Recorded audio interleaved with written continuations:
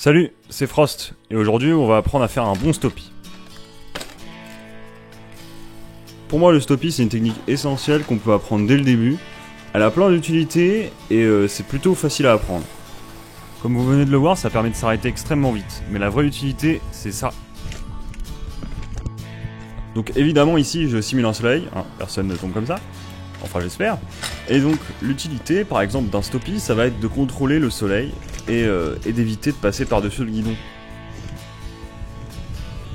Apprendre le stoppie ça va vous donner un peu de style, mais ça va surtout vous apprendre les bases des déplacements statiques.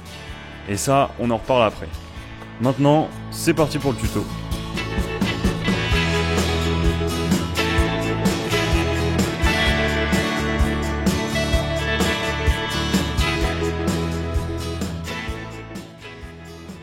Comme d'habitude, au début de chaque tuto, on commence par le setup du vélo. Comme pour la plupart des techniques, on vient baisser sa selle et ici, on va essayer de se mettre dans une vitesse intermédiaire pour que vous puissiez être à basse vitesse. Ensuite, je tiens quand même à parler des freins. N'importe quel frein pourra faire l'affaire, je pense, mais le mieux, c'est certainement les freins hydrauliques, en tout cas pour un VTT. Je dis pas que c'est pas impossible avec un frein câble, mais je pense qu'on a quand même beaucoup plus de puissance de freinage avec des freins hydrauliques. Une fois que votre vélo est prêt, on passe à la première étape. Cette première étape, ça va être d'essayer de lever sa roue arrière, sans technique particulière, juste essayer de la lever pour vous habituer à votre frein. Normalement, donner un gros coup de frein, ça devrait suffire. Donc pour apprendre à lever sa roue tout en étant serein, déjà, mettez-vous dans un endroit pas fréquenté. Et deuxièmement, je vous conseille vraiment de vous mettre un peu comme un piqué, avec les bras et les jambes tendus, comme ça vraiment le risque que vous passiez en avant est très faible. Si vous sentez que vous allez trop en avant, vous mettez votre fesse vers l'arrière de votre vélo, ça devrait vous ramener en arrière. Normalement, si vous êtes régulier, c'est en fonction de la vitesse à laquelle vous allez que vous faites une certaine hauteur. Donc maintenant, logiquement, en fonction de la vitesse à laquelle vous allez aller, il faut se mettre dans une certaine position quand vous engagez votre stoppie. Donc si vous allez vite, je vous conseille de vous mettre en arrière sur votre vélo, derrière la roue, et d'envoyer votre stoppie, comme ça vous n'allez pas passer vers l'avant. Inversement, si vous n'allez pas assez vite, vous faites une petite impulsion pour envoyer votre corps vers l'avant, comme dans un bunny hop par exemple.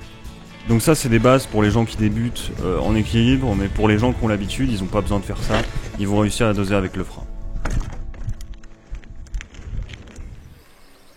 Maintenant je vais essayer de vous montrer un stoppie parfait qui va vous permettre d'apprendre plein de choses derrière.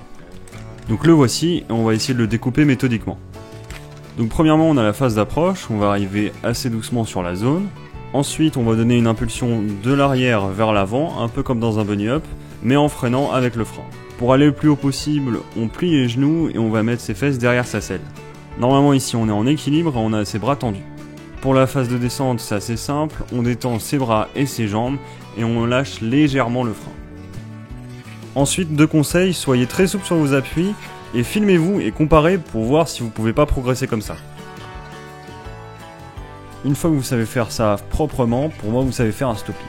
Maintenant je vais vous parler des portes que ça vous a ouvert et qu'est-ce que vous pouvez apprendre ensuite.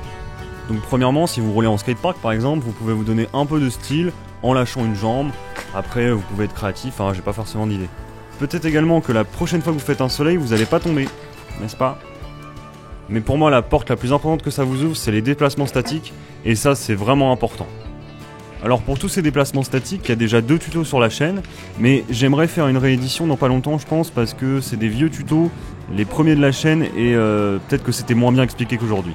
Donc si vous voulez une réédition, mettez-le en commentaire et d'ici quelques temps, j'en referai une vidéo.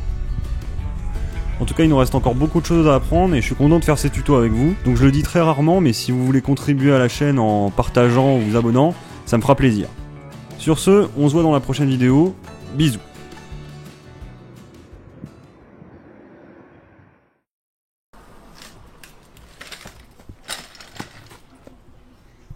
Je simule, comme les femmes.